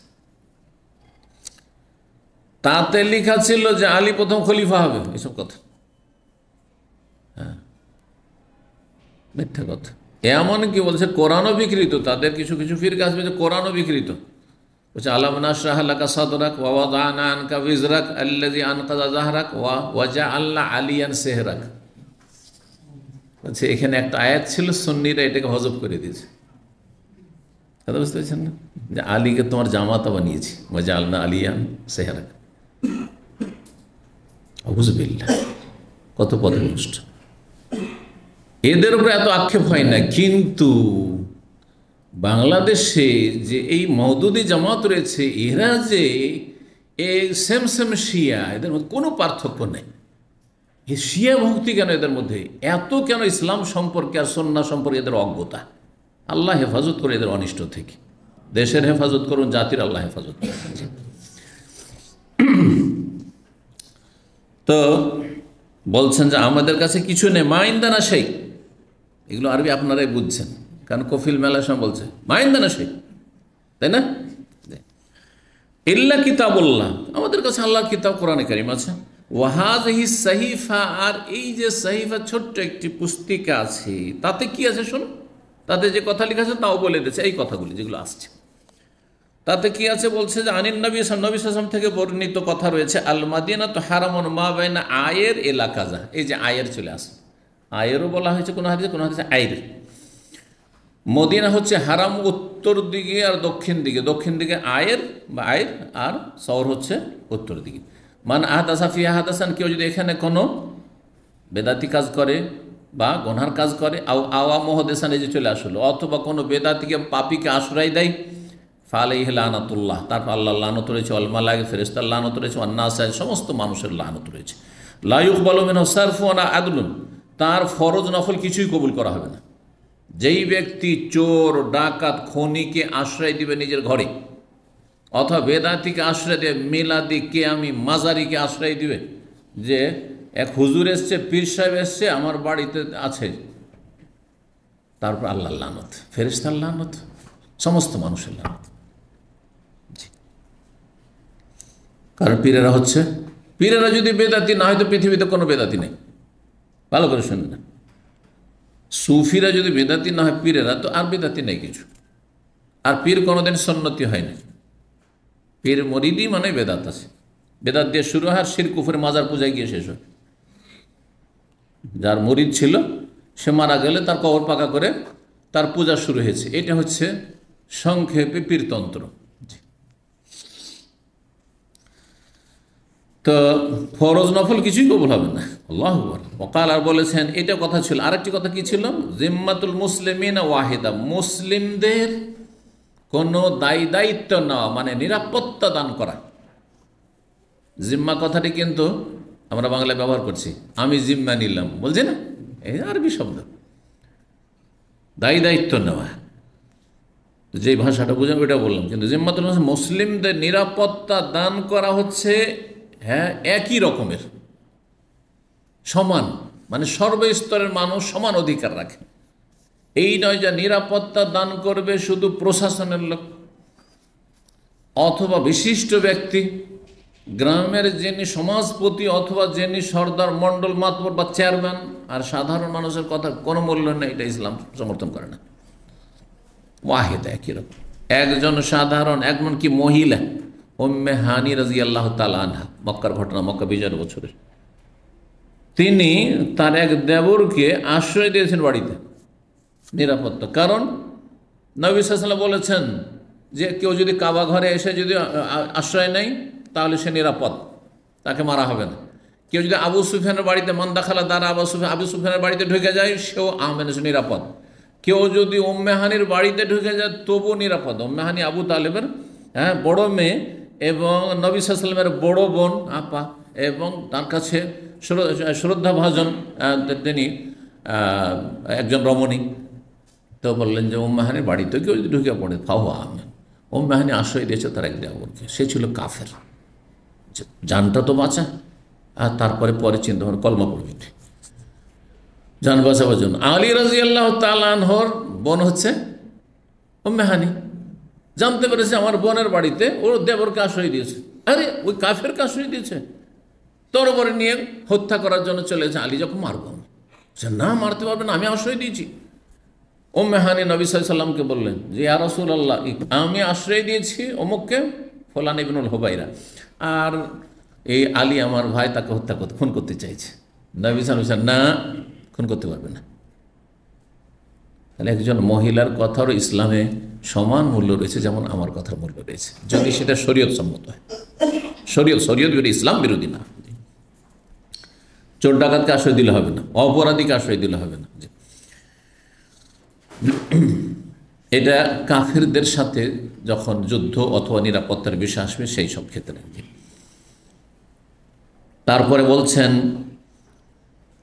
ফামান আখফারা মুসলিমান, সুতরাং কোন মুসলিমের একটা চুক্তি ছিল বা নিরাপত্তার ঘোষণা ছিল, সেটা যদি কেউ ভঙ্গ করে, আপনি নিরাপত্তা দিয়েছেন আর একজন গিয়ে মেরে দিল আর গাদ্দারি করলো, আখফারা গাদ্দারি করা, নিরাপত্তা ভঙ্গ করে দিল, তাহলে কবিরা গুনাহ, ফাআলিহি লানাতুল্লাহ, তারপর আল্লাহ লানত হবে, ওয়াল মালায়েকা, ফেরেশতাদের লানত হবে, নাস, সমস্ত মানুষের লানত, লা ইউকবালু মিনহু সারফুন, তার ফরজ নফল কবুল হবে না এরকম অপরাধ করলে। ওমান তাওয়াল্লা কওমান বিগাইরি ইযনি মাওয়ালি, আর কেউ যদি কোনো অন্য সম্প্রদায়ের সাথে মিত্রতা স্থাপন করে, বেগাইরে ইজনে মাওয়ালি, তার মনিবের মালিকের অনুমতি ছাড়া, এখানে মাওয়ালি মাওলা, মাওলা মানে যেই ব্যক্তি তাকে স্বাধীন করেছে। গোলাম, একজন গোলাম কিন্তু দাস, তাকে স্বাধীন যে করেছে সে হচ্ছে মাওলা, মাওলা আলা। তার উপরে এহসান অনুগ্রহ রয়েছে, তোমাকে আমি ফ্রি করে দিয়েছি, স্বাধীন করে দিয়েছি। আর সে তার পরিচয় না দিয়ে, তার সাথে সম্পর্ক না রেখে সে আর একজনের সাথে সম্পৃক্ত হয়ে গেছে, তাহলে লানত। নিমক হারামি করলে, জান্নুন খেলে তার গুণ গাইলে না, এটা হচ্ছে প্রসিদ্ধ অর্থ। কিন্তু এখানে অনুবাদক আবার অন্যরা কাহিনীটা অর্থ করেছেন, সেটাও বলে দিই, আল্লাহ আলম তার অর্থ সহি কিনা। তিনি বলছেন অনুবাদক, অমান তাওয়াল্লা কওমান বেগাইর ইজনে মাওয়ালি, কেউ যদি কোনো সম্প্রদায়ের সাথে মিত্রতা স্থাপন করে, আরবরা এক বংশ আর এক বংশের সাথে মিত্রতা আর সম্পর্ক কায়েম করতো, কারণ নিরাপদ বসবাস করলে দল বাড়ে, শক্তি বাড়াইতে হবে, শক্তি বাড়ে এক বংশ আর এক বংশের মিত্র হইতো, ওই বংশের মিত্র, আমরা ওই বংশের সাথে, এইরকম সিস্টেমটা ছিল। তো বলছেন ওই ক্ষেত্রে কিন্তু মনে হয় না যে সে অর্থ। অমান তাওয়াল্লা কওমান, কোন সম্প্রদায়ের সাথে যদি মিত্রতা স্থাপন করে বেগাইরে ইজনে মাওয়ালি, তার মিত্র গোত্র অনুমতি ছাড়া, মিত্র গোত্রের অনুমতি ছাড়া। বিপরীত বিরোধী যদি হয়, বিরোধী দল, তো বিরোধীদের সাথে, যাদের সাথে শত্রুতা রয়েছে তাদের সাথে কি করে মিত্রতা স্থাপন করবে। তো আসলে এই অর্থ যে করেছেন, এই অর্থ হয়তো ভুল করেছেন তিনি। ফালেহ লানাতুল্লাহ, তারপর আল্লাহ লানত রয়েছে, অল মালাইকাতে ফেরেশতার লানত রয়েছে, আন্নাস সমস্ত মানুষের লানত রয়েছে, লায়ুক বলা মিন সারফ, তার ফরজ নফল কবুল হবে না। ইমাম আবু আবদুল্লাহ ইমাম বুখারী রাহিমাহুল্লাহ বলছেন, আদলুন মানে কি? আদলুন মানে এখানে ভাব অর্থ হচ্ছে সারফুন, ওয়ার সারফুন ফরজ, আর আদলুন হচ্ছে নফল। কিন্তু শাব্দিক অর্থ কোরআনে কারীমে যেহেতু শব্দটি সে ওয়ালা ইউকবালু মিনহা আদলুন ওয়ালা শাফা, হ্যাঁ, আদলুন মানে মুক্তিপণ, ফিদিয়া, মুক্তিপণ কবুল করা হবে না। যেই ব্যক্তি জাহান্নামী হয়ে যাবে, জাহান্নাম থেকে মুক্তি পাওয়ার জন্য যদি বলে যে আল্লাহ আমাকে জাহান্নাম থেকে মুক্তি করে আমার ছেলেটাকে নিয়ে নাও, আমার স্ত্রী, কারণ যদি স্ত্রীর সাথে বিদ্বেষ থাকে, মতো মহব্বত ছিল না দুনিয়াতে, বলছে আল্লাহ আমি তো জাহান্নামী হয়ে গেছি, তা আল্লাহ আমাকে মুক্তি করে, আমার স্ত্রীকে ওর বদলা দিয়ে দিলাম, চলবে? ক্ষমতা আছে? কেউ কারো মালিক সেখানে না, কিছুই থাকবে না সেখানে, না পয়সা থাকবে, না কারো মালিকানা থাকবে। নিজের আমল নেই, ইমান নিয়ে আল্লাহর সামনে হাজির হইতে হবে। ইমান আমল থাকে তাহলে জান্নাতের আশা করা যাবে, নাহলে কোনো আশা নেই সেখানে। কেউ সাহায্য, সবাই পালাবে, ইয়াউমা ইয়াফিরুল মারউ, মানুষ পালাবে, নিকট আত্মীয়রা, বাপ মা ভাই বোন সবাই পালাবে, স্ত্রী স্বামী, কেউ পরিচয় নেবে না। আল্লাহ হেফাজত করুক। বাবু ফজিল মদিনা, 2 নম্বর অধ্যায়। এই অধ্যায় হচ্ছে মদিনার ফজিলত সম্পর্কে। ও আন্নাহা তানফিন নাস, আর মদিনা খারাপ মানুষদেরকে বহিষ্কার করে। নাফায়ানফি মানে, নাফিউন মানে হচ্ছে তাড়িয়ে দেওয়া, হ্যাঁ, দেশ থেকে তাড়িয়ে দেওয়া। যারা দেশদ্রোহী তাদেরকে দেশ থেকে, প্রাচীন যুগে কী করা হইতো, তাদেরকে বনবাস দেওয়া হইতো। হ্যাঁ, যেমন ইংরেজ জালেমরা মুসলিম যারা তাদের বিরুদ্ধে জেহাদ করে তাদেরকে কালাপানি পাঠাইত, যারা ইতিহাস পড়েছেন, কালাপানির ইতিহাস। হ্যাঁ, রেঙ্গুন ওই বার্মার দ্বীপে, যেখানে মশাতি খেয়ে নেবে, সেখানে ম্যালেরিয়াতে সেখানে মরে যাবে, মানুষ ফিরে আসতে পারত না, সেটাই ছিল তাদের জেলখানা। তো এইভাবে প্রাচীন যুগে তো নির্বাসন আর কি, নির্বাসিত করা যেটা। আজকাল ন্যাশনালিটি কেটে দেওয়া হচ্ছে, নাগরিকত্ব ক্যান্সেল করে দেওয়া হচ্ছে। কী করা হচ্ছে? যদি কোনো অপরাধী হয়, ক্রাইম করে, তাহলে তার নাগরিকত্ব ক্যান্সেল, আর সে আমাদের দেশের নাগরিক না, সে যেহেতু দেশদ্রোহিতা করেছে আর দেশের বাইরে চলে গেছে। দেশের ভিতরে থাকলে তো ভিতরে ঢুকিয়ে দিত, আর দেশের বাইরে চলে গেছে আর বাইরে থেকে হয়তো শত্রুতা করেছে, তখন তার নাগরিকত্ব ক্যান্সেল। তো বলছেন যে মদিনা এমন একটি মোবারক শহর যে ভালো মানুষকে রাখবে, খারাপ মানুষকে তাড়িয়ে দেবে। খারাপ মানুষ স্থায়ী থাকতে পারবে না সেখানে। এখন তো মেলা খারাপ মানুষ আছে, তাই না?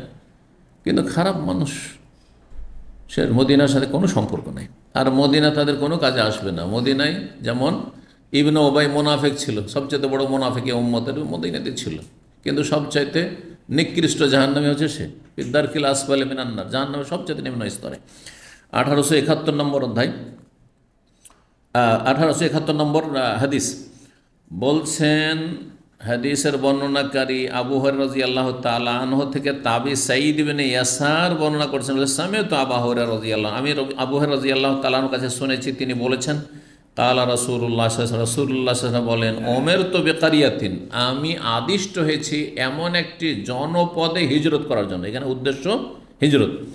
আমাকে আদেশ করা হয়েছে এমন একটি জনপদে বা এমন একটি নগরীতে যাওয়ার জন্য, তাকুলুল কোরা, যেই জনপদটি, জনপদ বুঝেন তো, গ্রাম বা শহর, এই জন্য নগরী বলে দিলাম, যেই নগরী বা যেই শহর অন্যান্য সারা পৃথিবীর সমস্ত শহর গ্রামকে, জনপদকে কি করে, গ্রাস করে ফেলে।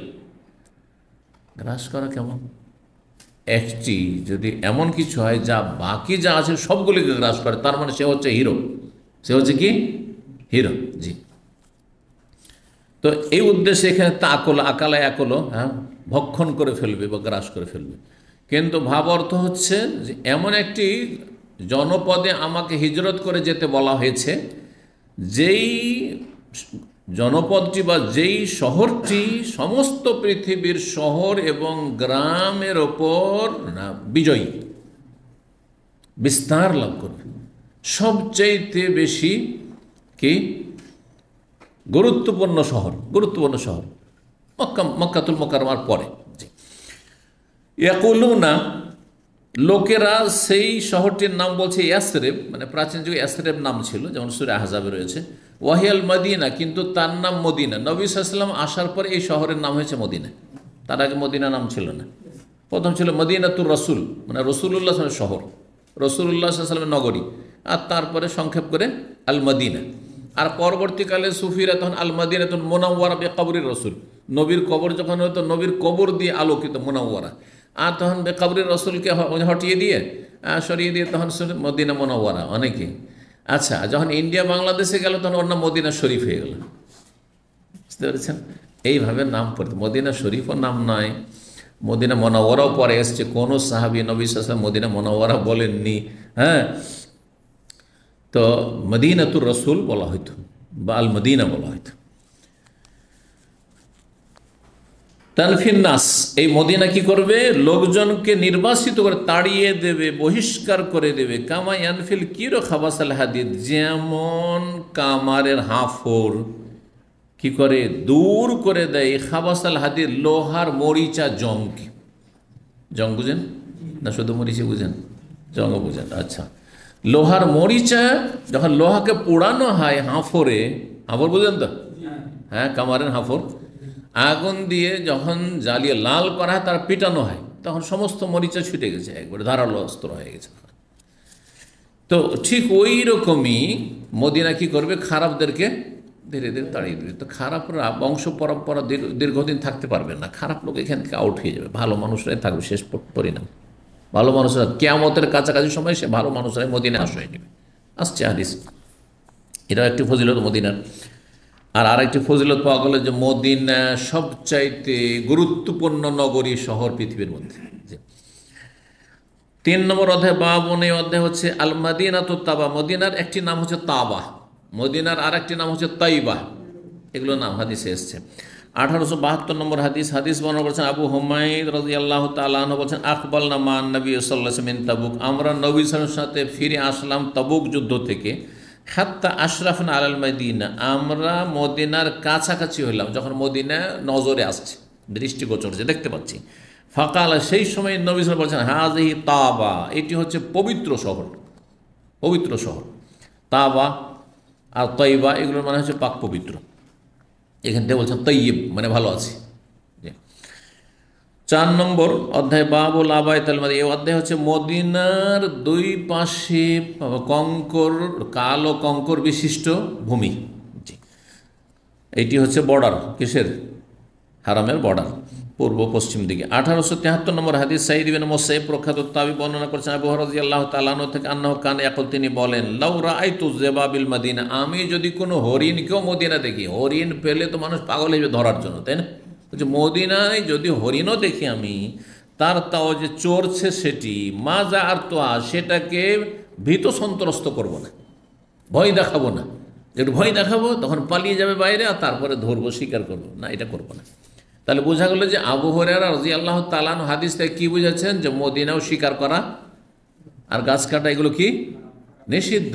জি, কিন্তু হানাফি মাযহাব বলছেন না, মদিনা সম্মানিত, কিন্তু শিকার করা যাবে, তারপরে গাছ কাটা যাবে। জি, তবে সমস্ত ওলামায়ে বলছেন যে মদিনা মক্কার মতো কোন দিক থেকে নয়, অমুসলিমের প্রবেশের দিক থেকে।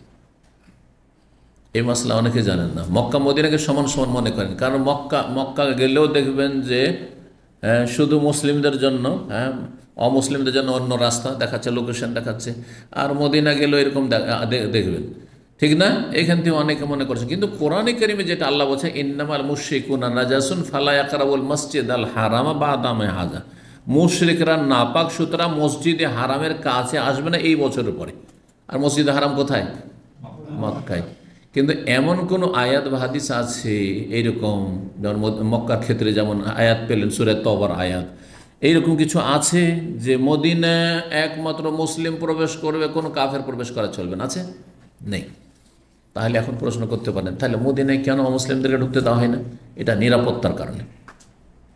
কারণ অমুসলিম ঢুকলে সেখানে কোনো রকমের ক্ষয়ক্ষতি করতে পারে, নিরাপত্তা বিঘ্নিত হইতে পারে, যার ফলে সতর্কতা। এটা হচ্ছে সরকারি আইন। কিন্তু যদি সরকার মনে করে যে প্রয়োজনে অমুসলিমকে ডাকবো কোনো কাজের জন্য, যায়। ধরেন একটা টেকনিশিয়ান, সেই টেকনিশিয়ান ভালো কোনো টেকনিশিয়ান প্রয়োজন আছে, আর সেটা মুসলিম পাওয়া যাচ্ছে না, তাহলে মদিনায় নেওয়া যেতে পারে। ওমর রাদিয়াল্লাহু তাআলা আনহুকে আর একটি দলিল বলি, তাহলে আরও চোখ খুলবে। ওমর রাদিয়াল্লাহু তাআলা আনহুকে যে শহীদ করেছিল সে কে ছিল? কে ছিল? মুসলিম ছিল না কাফের ছিল? কাফের। কি ছিল সে? হ্যাঁ হ্যাঁ না, সে কোন ধর্ম অবলম্বী ছিল? অগ্নি পূজক, মজুসি ছিল। মজুসি ইরানি ছিল।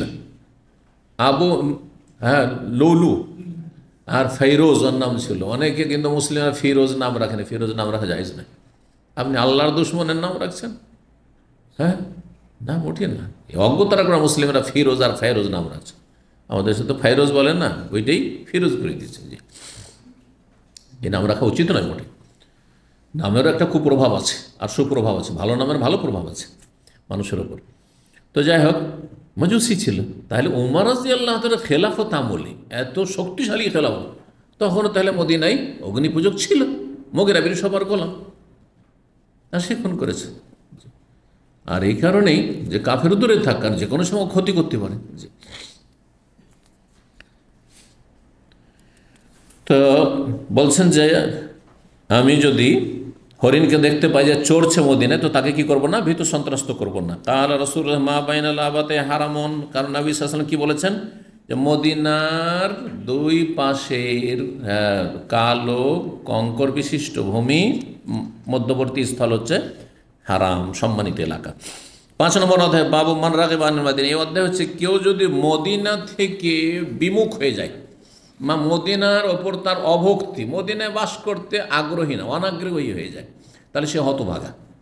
কাউকে যদি মদিনায় বাস করতে ভালো লাগে না, মদিনা ছেড়ে বলছে না আর মদিনায় ভালো লাগে না, চল আমি রিয়াদে থাকবো, ও দাম্মামে থাকবো, হ্যাঁ, অথচ তার থাকার সুযোগ আছে, তার সে হতভাগা আছে। নাজায়েজ কিছু নাই, কিন্তু দুনিয়ার গরজে দিনকে বা দিনের আপনার বরকতের জায়গাকে ছেড়ে দিয়ে অন্য জায়গায় যাওয়া, এটা আসলে দুর্ভাগ্য। সাঈদ বিন মুসাইব তাবেঈ বলছেন, আন্না আবু হুরায়রা রাদিয়াল্লাহু তাআলা বলেছেন, সামি'তু রাসূলুল্লাহ সাল্লাল্লাহু আলাইহি ওয়াসাল্লামের কাছে আমি শুনেছি বলতে, তাতরুকুন আল মাদিনা, এমন একটি সময় আসবে যে তোমরা মদিনা ছেড়ে ছেড়ে চলে যাবে। আলা খাইরে মা কানাত, আলা খাইরে মা কানাত, যে অবস্থায় মদিনা ছিল আগে তার চাইতে ভালো অবস্থায়, মানে নবী সাল্লাল্লাহু আলাইহি ওয়াসাল্লামের জামানায়, সাহাবায়ে কেরামের জামানায় যে মদিনায় যে সুখ শান্তি ছিল তার চাইতে অনেক ভালো অবস্থায় তোমরা ছিলে। তারপরেও মদিনা ছেড়ে দিয়ে ওর চাইতে ভালো পাওয়ার জন্য, দুনিয়াদারির জন্য অন্য জায়গায়, হয় নেতৃত্বের জন্য, আর না হলে সেখানে ধন সম্পদ, জমি জায়গা, সেখানে ভালো ফসল হচ্ছে, সুখে খেতে পাওয়া যাচ্ছে, সেই জন্য। যার ফলে অনেকেই ছুটে গেছে দুনিয়ার গরজে। সবাই তো আর দিনের গরজে ছুটে যায়নি, অনেকে গেছেন সাল্লাফগণ, বিশেষ করে সাহাবায়ে কেরামদের জামানায়, তাবেঈনদের জামানায় অধিকাংশ গেছেন ধরেন দিনের খাতিরে, দিনের দাওয়াতের জন্য। আরব দেশ থেকে, ইয়েমান থেকে বা আরব দেশ থেকে গেছেন, কেরালা গেছেন, হায়দ্রাবাদ চলে গেছেন, অথবা চলে গেছেন চিটাগাং চলে গেছেন, বরগুনা চলে গেছেন, যেগুলো মানে সমুদ্র তীরবর্তী এলাকা। এইরকমই ইরাক গেছেন, আর তারপরে উজবেকিস্তান, আজারবাইজান, ওই সব দেশে চলে গেছেন, মেসরে চলে গেছেন, ফিলিস্তিনে চলে গেছেন, বা শাম দেশে চলে গেছেন, বিভিন্ন জায়গায় গেছেন। কিন্তু যারা দুনিয়ার গরজে গেছে, দুনিয়ার গরজে, যে এখানে থেকে সুখে খেতে পাই না, কত আর খেজুর আর পানি খেয়ে থাকবো, তো চল, শুনতে পেয়েছি আরে ভাত আর কত রকমের শাকসবজি বাংলার জমিনে আছে, চল ভাত খেতে, চল ধান ওখানে, এইগুলো করতে যারা গেছে, দুনিয়ার গরজ যারা গেছে, তাদের দুর্ভাগ্য সেটি, দুর্ভাগ্য সেটি। তো বলছেন যে তোমরা এক সময় আসবে, ভবিষ্যৎবাণী করছেন নবী সাল্লাল্লাহু আলাইহি ওয়াসাল্লাম, যে মদিনাকে তোমরা ছেড়ে দেবে আলা খাইরে মা কানাত, যে অবস্থায় তার চেয়ে ভালো অবস্থা, উৎকৃষ্ট অবস্থা, অথচ ভালো অবস্থায়। লায়াক শাহ, এমন ছাড়বে যে মদিনায় অনাবাদ হয়ে যাবে, কোনো মানুষ থাকবে না, জনশূন্য হয়ে যাবে। ইল্লাল আওয়াফ, একমাত্র জীবিকা বা আহার, এখানে বলবো আহার সন্ধানকারী পশু পাখি থেকে যাবে। আওয়াফ আফিয়াতনের বহু বচন, আর আফি মানে হচ্ছে এমন জীবজন্তু পশু পাখি যা আহার সন্ধান করে বেড়ায়। তো আহার সন্ধানে যেখানে আহার পাবে সেখানে যাবে পশু পাখি, তাই না? পাখি নিজের বাসার থেকে বা পশু ঘুরে বেড়ায় যে কোথায় পায়, খাবার পায়, তো ওরাই শুধু থাকবে। ইউরিদ এই আওয়াফ মানে আওয়াফিয়া সেবায় অত্তয়, সেখানে হিংস্র পশু, বাঘ, ভল্লুক, হ্যাঁ, কুকুর, শৃগাল, এসব থাকবে। হ্যাঁ, আর কি থাকবে? অত্তয়ের, আর পাখি থাকবে, শুধু মদিনায় থেকে যাবে। এটা কখন হবে না হয়ে গেছে? ওলামারা একদল বলছেন যে এমন একটা সময় আছে, কিছুটা হয়ে গেছে, কিন্তু আসল যেটা শেষ অবস্থাটা, শেষে যে হাদিসের অংশটুকু আছে সেটা থেকে স্পষ্ট হচ্ছে যে না, এখনও সেটা ঘটেনি, একসময় ঘটবে। মদিনা ছেড়ে মানুষ অন্য জায়গায় চলে যাবে, আর মদিনা একেবারে জনশূন্য হয়ে যাবে। সেখানে হিংস্র পশু বসবাস করবে, পাখি বসবাস করে, কোনো মানুষ থাকবে না সেখানে। আল্লাহু আকবার। আর একটা সময় হয়েছে আংশিক, যেটা সেটা বলেছেন যে যখন প্রথম রাজধানী ইসলামের কোথায় ছিল? হ্যাঁ, তাড়াতাড়ি বলেন। নবী সাল্লাল্লাহু আলাইহি ওয়াসাল্লামের জামানায় আর খোলাফায়ে রাশেদিনের 30 বছর কোথায় রাজধানী ছিল? মদিনায় ছিল। আলী রাদিয়াল্লাহু আনহু প্রথম কোথায় চলে গেলেন? কুফায় চলে গেলেন, কুফায়। আচ্ছা, তারপরে মুআবিয়া রাদিয়াল্লাহু আনহু আমল থেকে উমাইয়ারা কোথায় চলে গেল? হ্যাঁ, মুআবিয়ার 20 বছরের খেলাফত, তারপরে আরও যে উমাইয়াদের খেলাফতের রাজধানী কোথায় ছিল? কিছুই জানছেন না মনে হচ্ছে। হ্যাঁ, কি? আল্লাহ হেদায়েত করে। শাম দেশের বড় শহর কি? দামেস্ক। হায় হায়, এইটুকু যদি না জানেন তো কেমন করে? দামেস্ক। আর যখন আব্বাসীরা যখন খলিফা হলো, তখন তাদের রাজধানী হয়ে গেল বাগদাদ। ইরাক চলে গেল।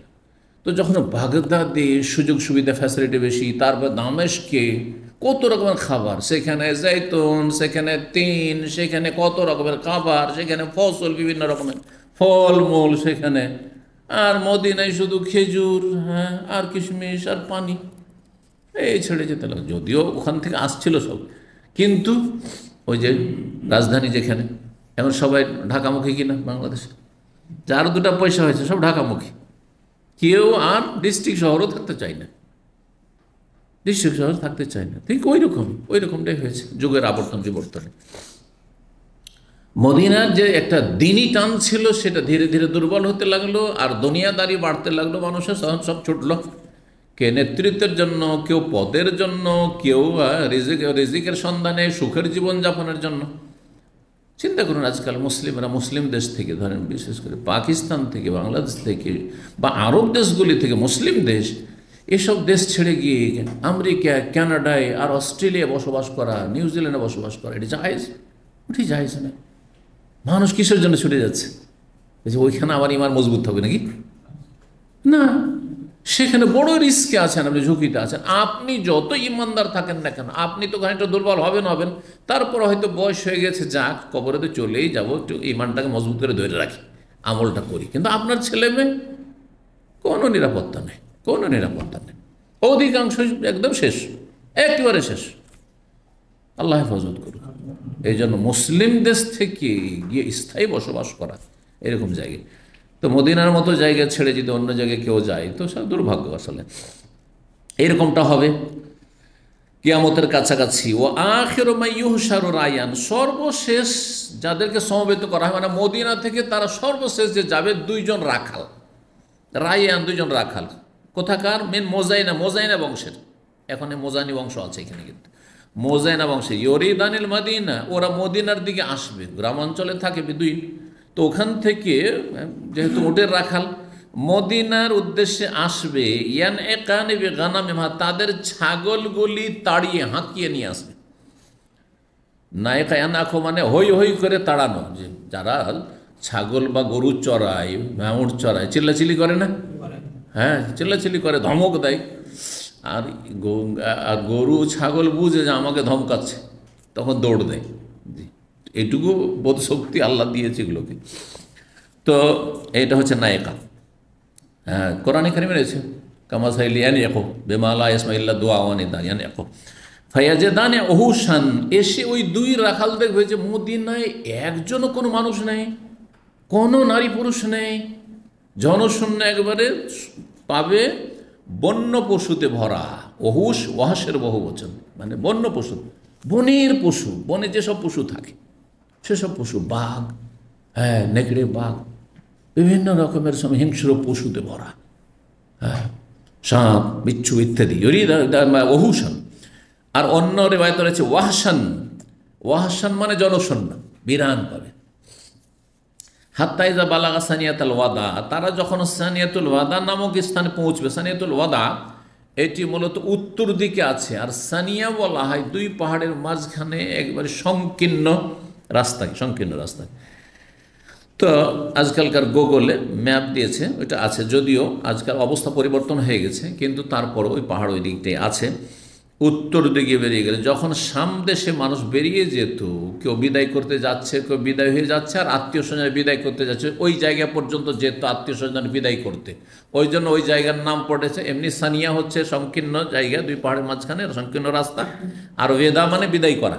তো এমন জায়গা যেখানে মদিনার লোকেরা আপনজনদেরকে বিদায় করার জন্য আসত, এখান থেকে নাম পড়েছে সানিয়াতুল ওয়াদা ওই জায়গা।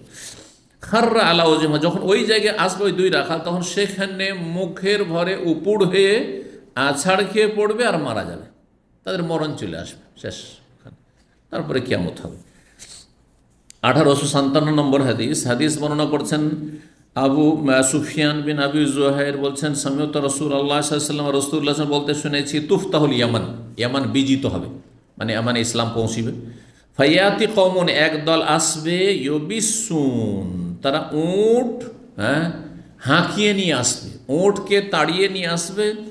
আর তারপরে তারা কি করে? ফায়াতাহাম্মালুনা বিআহলিহিম ওয়া মান আতাহুম, তাদের আত্মীয় স্বজন, পরিবার পরিজন, বন্ধুগণ, তাদের অনুসারীগণ মদিনায় বাস করতো, তারা বলে চল ইয়ামান চল, কারণ ইয়ামানে সুখের সামগ্রী আছে, ইয়ামানে সব চলে যাবে মদিনা ছেড়ে। ওয়াল মাদিনা তো খায়রুল লাহুম লাউ কানু ইয়ালামুন, অথচ মদিনা তাদের জন্য কল্যাণকর ছিল যদি তারা বিষয়টি বুঝতো। ওয়াতুফতাহু শাম, তার এমন একটা সময় আসবে যখন শাম দেশ বিজিত হবে, আর শাম দেশ বিজয় হয়ে গেছে, এমনও বিজয় হয়ে গেছে। শাম দেশ বিজয় ফায়াতি কওমুন, একদল আসবে, ইউবিসুন, উট তাড়িয়ে নিয়ে তাড়াতাড়ি করে আসবে, আত্মীয় স্বজনকে সবকে উঠিয়ে নিয়ে কোথায় যাব? শাম দেশে যাব। ফায়াতাহাম্মালুনা বিআহলিহিম ওয়া মান আতাহুম, তারা বহন করে নিয়ে যাবে তাদের পরিবার পরিজনকে আর তাদের অনুগামীদেরকে, তাদের অনুসারীদেরকে, আর চলে যাবে তারা। ওয়াল মাদিনা তো খায়রুল লাহুম লাউ কানু ইয়ালামুন, অথচ মদিনা তাদের জন্য কল্যাণকর, তারা যদি সেটা বুঝতো। ওয়াতুফতাহুল ইরাক, এক সময় ইরাক বিজিত হবে, ইরাকও ইসলাম পৌঁছবে, ইরাকের বিজয় হবে। ফায়াতি কওমুন, একদল আসবে, ইউবিসুন, তারা উট তাড়িয়ে নিয়ে, ফায়াতাহাম্মালুনা বিআহলিহিম ওয়া মান আতাহুম, তারা নিজের পরিবার পরিজন এবং তাদের অনুসারীদেরকে উটের পিঠে বহন করে নিয়ে তারা চলে যাবে ইরাকের উদ্দেশ্যে। ওয়াল মাদিনাতু খায়রুল লাহুম লাউ কানু, অথচ মদিনা তাদের জন্য উৎকৃষ্ট যদি তারা বুঝত। তাহলে এই হাদিসে ফজিলত পাওয়া গেল মদিনা, যে মদিনা সবসময় একজন মুসলিমের জন্য উত্তম জায়গা, বরকতের জায়গা। তারপরে 6 নম্বর অধ্যায় হচ্ছে বাবুন, এই অধ্যায় হচ্ছে আল ইমান ইয়া রাজুল আল মদিনা, ইমান এসে মদিনায় সংকুচিত হয়ে যাবে। সারা পৃথিবী থেকে ইমান ইসলাম বা দিন, অন্য রেওয়ায়তে রয়েছে দিন না দিন, দিন যেটাই দিন সেটাই ইমান, তাই না? দিন ইসলাম, ইমানের নামই দিন। ইমান মদিনা এসে আশ্রয় নেবে, মদিনায় ফিরে চলে, সারা দুনিয়াতে ইমান ইসলাম ছড়িয়েছে, মুসলিম ছড়িয়ে, আর তারপরে আবার কোথায় চলে আসবে? মদিনায় এসে সংকুচিত হয়ে যাবে। সংকুচিত হওয়া বুঝেন তো, লম্বা জিনিস আছে, সেটা একবারে পাঁচ হয়ে ছোট্ট জায়গায় চলে আসে, সীমিত হয়ে যাওয়া। ইমান কেমন করে চলে? ইমান আসতে পারে, তার মানে মমিন মুসলিমরা চলে আসবে, সারা দুনিয়াতে সব বেঈমান হয়ে যাবে, বেদিন হয়ে যাবে, ইমান ইসলাম থাকবে না। যারা দেখবে যে গোটা এলাকায় নামাজি খুঁজে পাচ্ছে না, গোটা অঞ্চলে কোনো ইমানদার সহি আকিদা খুঁজে পাচ্ছে না, গোটা আকিদাতে না, গোটা এলাকায় মানুষ সব বেদিন হয়ে গেছে, নাস্তিক হয়ে গেছে, সব ইসলামে দুশ্মন হয়ে গেছে, মুরতাদ হয়ে গেছে, তার একজন আছে হ্যাঁ লাখের ভিতরে, তখন তারা দেখছে এইসব ফিতনার জায়গায় থাকলে আমিও তো শেষ হয়ে যাব, তখন সেখান থেকে ছুটে আসবে মদিনায়, মদিনায় এসে আশ্রয় নেবে। ধীরে ধীরে ভালো মানুষগুলো সব মদিনায় চলে আসবে, যারা অত দুনিয়ার গরজ করে না, কারো তাদের ইনকাম উদ্দেশ্য, ইনকাম সোর্স আর সুখের জীবন চায় না, তারা চায় ইমানটা রক্ষা করতে, সেজন্য সেখানে চলে আসবে। আর সেখানে যখন চলে আসবে, সেখানে দিন ইসলামের চর্চা হবে, সেখানে এলেম শেখা হবে। জি, তার একটা দিক হচ্ছে যে দেখেন, সারা পৃথিবীর মধ্যে যদি দিনের জ্ঞান অর্জন করতে হয় তো মদিনার বিকল্প নেই। হ্যাঁ, এটা প্রাথমিক অবস্থা, তার এই ভবিষ্যৎবাণী শুরু হয়ে গেছে, শুরু হয়ে গেছে। আর এমন একটা সময় আসবে যে মানুষ যারা দুনিয়াদার, তারা মদিনা ছেড়ে ছেড়ে বা সৌদি আরব ছেড়ে ছেড়ে চলে যাবে। কোথায় চলে যাবে? এখান থেকে অন্য জায়গায় চলে যাবে। আর আসবে কারা? যারা ওই শুকনো ব্রেড খেয়ে আর একটু লাবান খেয়ে, একটু কয়েকটা খেজুর খেয়ে মদিনায় থাকতে পারবে কষ্ট করে, যাক মদিনায় থাকবো, হ্যাঁ হ্যাঁ, কোনো রকম পানি আর খেজুর পেলেই চলবে, ওরাই শুধু থাকতে পারে, যাদের ইমানে বল আছে।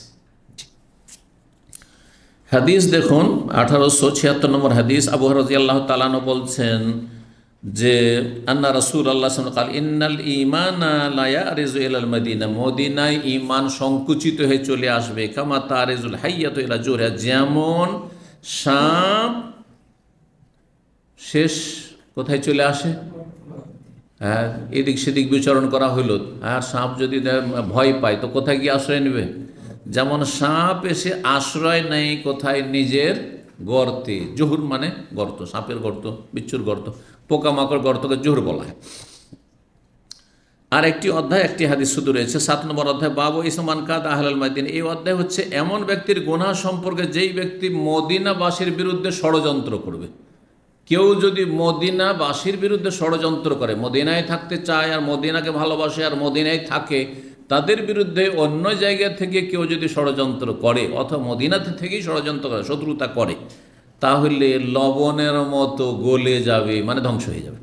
যে ষড়যন্ত্র দুশ্মনী করবে, হ্যাঁ সেই গলে যাবে, ধ্বংস হয়ে যাবে। 1877 নম্বর হাদিস, হাদিস বর্ণনা করছেন আয়েশা বিনতে সাদ, বলছেন সামিয়তু সাদান, আমি সাদ রাদিয়াল্লাহু তাআলার কাছে শুনেছি, তিনি বলেছেন সামিয়তুন নবী সাল্লাল্লাহু আলাইহি ওয়াসাল্লাম ইয়াকুল, আমি নবী সাল্লাল্লাহু বলতে শুনেছি, লা ইয়াকিদু আহলাল মদিনাতি আহাদুন, মদিনাবাসীর সাথে কোনো ব্যক্তি যদি শত্রুতা করে, ইল্লা ইন মা, সেই ব্যক্তি গলে যাবে, গলে যাবে মানে ধ্বংস হয়ে যাবে। কামা ইয়ানমাউল মিলহু ফিল মাই, যেমন লবণ পানিতে ফেললে সাথে সাথে গলে যায়, ওইরকমই এনমা মানে গলে যাওয়া। হ্যাঁ, তো যেহেতু লবণের সাথে, লবণের গলার সাথে তুলনা করা হয়েছে ধ্বংসকে, সেই জন্য এনমা শব্দ ব্যবহার করা হয়েছে। এখানেই আজকের আলোচনা শেষ করছি। আল্লাহ রাব্বুল আলামিন যেন আমাদের উপকারী জ্ঞান দান করেন, নেক আমলে তৌফিক দান করেন, এবং মদিনার সাথে ভালোবাসা আল্লাহ যেন সবসময় রাখার তৌফিক দান করেন, এবং মদিনায় যেন আল্লাহ রাব্বুল আমাদের বসবাসের সুযোগ দান করেন। আল্লাহ রাব্বুল আলামিনের কাছে দোয়া করি আল্লাহর ঈমানের অবস্থায় রাখেন, যেখানে রাখেন আল্লাহ আমাদের গুনাহ খাতা মাফ করেন, জান্নাতুল ফিরদৌস দান করে, জাহান্নামের আযাব থেকে রক্ষা করেন, ফিতনা থেকে আল্লাহ বাঁচিয়ে রাখেন। ওয়া সাল্লাল্লাহু আলা নবিয়িনা মুহাম্মদ ওয়া আলা আলিহি ওয়া সাহবিহি আজমাইন।